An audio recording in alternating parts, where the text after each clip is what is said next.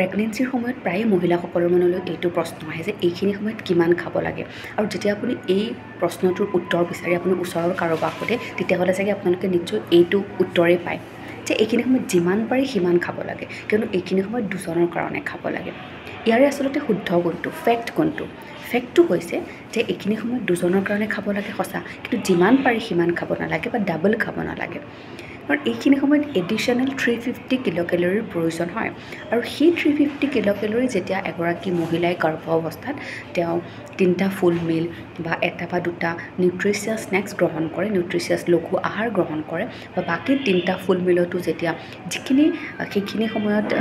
nutrients প্ৰয়োজন হয় carbohydrate protein vitamin minerals fibre etcetera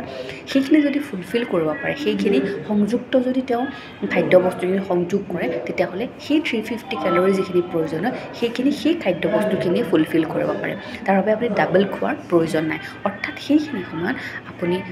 মন কৰাটো প্ৰয়োজন যে আপোনাৰ খাদ্যবস্তুখিনিয়ে কিমান নিউট্ৰিশ্যন ফুলফিল কৰিব পাৰিছে বা আপুনি কিমান খাইছে কিমান কোৱান্টিটিত খাইছে সেইটোতকৈ প্ৰয়োজন আপুনি তাৰ কোৱালিটিটো কেনেকুৱা সেইখিনিতে গুৰুত্ব দিয়াটো প্ৰয়োজন